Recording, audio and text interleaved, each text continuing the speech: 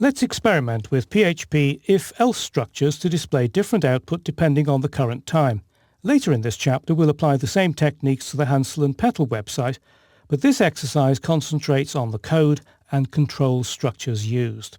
This page contains several paragraphs with greetings for different times of the day. What we need to do is to use PHP decision-making structures to display the correct greeting.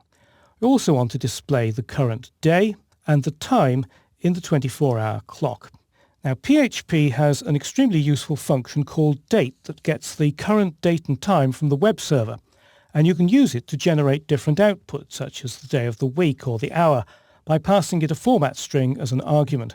And even though I've been using PHP for years, I still find it difficult to remember all the formatting characters. So let's go to the PHP online documentation and look at the documentation for the date function. And if we scroll down, there's a list of the format characters with description and examples. So if you use a lowercase d, that gives you the day of the month, 2 digits with leading zeros, 01 through to 31. What we want is Sunday through Saturday. That's a full textual representation of the day of the week. So it's a lowercase l that we need as our format character. And we also want the time.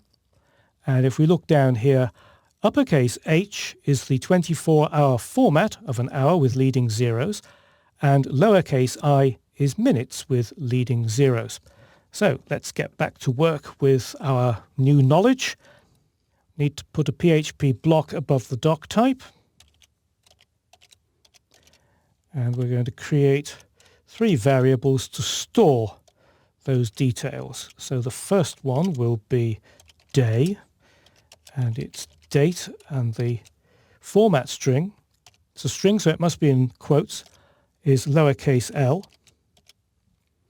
And then the time is date, and then the format string is uppercase H, and then a colon. You can put in literal characters as long as they're not already formatting characters, and a colon is not. So this will appear as a colon between the hour and the minutes. The minutes is lowercase I.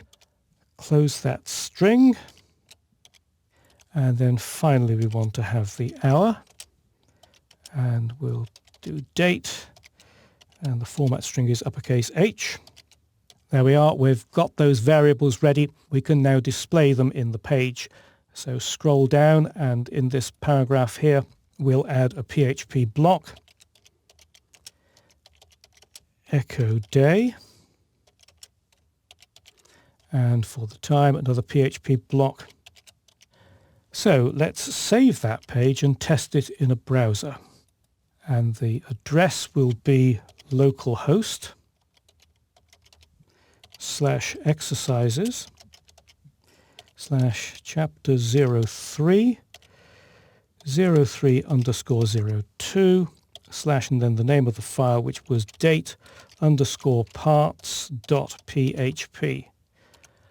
And there we are. Today is Tuesday and the time is now 15:07. Now, don't worry if you get warning about time zones or the time is wrong. We'll deal with that later in the chapter. What we need to deal with now is making sure that we get the correct greeting displayed. We've got 4 greetings here at the moment. It's 15:07, in other words, just gone 3 o'clock in the afternoon, so we want to display good afternoon. So let's get back to work with our code. And before good morning, we need to insert a PHP code block with an if statement. And the condition will be hour greater than 5, or that's 2 vertical pipes, and we need to repeat hour, and it will be less than 12. Then the opening curly brace, and I'm going to close the PHP block here. A lot of people think that if you're using an if-else structure, all the code between the braces need to be written in PHP. That's not the case. You can in fact have plain HTML between the opening and closing braces. And in fact, it's more efficient to do it that way than converting all the HTML into a string and using echo or print. And this also avoids the need to escape any quotation marks in the HTML. So let's go down underneath that paragraph. we can add in a new PHP block and then put in the closing curly brace there. And what we need to do is to have our else if statement. So writing else if as all one word. And then the hour needs to be greater than or equal to 12, or the hour needs to be less than 18. Opening curly brace, and then close that PHP block. Move down underneath good afternoon. Another PHP block. Close that curly brace. Another else if. I'm using else if all as one word. You can split it into two, but using one word is more normal in PHP. So for the evening, we need the condition hour is greater than or equal to 18, or hour is less than 23. Another opening brace, close that off, and then underneath here, another PHP block, closing curly brace, and we don't need to have another condition because if it's not any of those previous conditions, it's going to be late at night. So just else here, that opening curly brace, close that off, and of course we need to finish off at the end with a closing curly brace. And that goes, of course, inside a PHP block. So there we are. No syntax errors. We can save the page, go back to our browser. The time, of course, will be different when I reload the page because it's getting it from the server. There we are. The time is now 15:11, 11 minutes past 3 in the afternoon. Oh dear. It says good morning. Why has that happened? Well, in some respects, it was a deliberate mistake, and it's a very common mistake for people to make. If the hour is greater than 5, then that will be true. So the hour is greater than 5, it's 15. The fact that it's less than 12 doesn't make any difference, because what happens when you use or is only one of them needs to be true. So in fact, all of these are wrong. We need to use a double ampersand to make it and. So both sides of the condition need to be true, or both parts of the condition need to be true.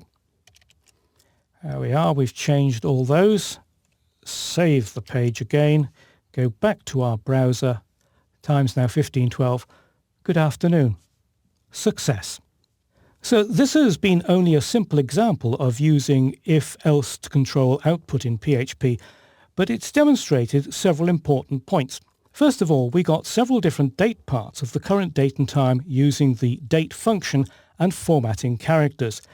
Then lower down in the page, we used if, else if, and else to build a conditional structure. Each condition used comparison operators, and each block used a multiple condition.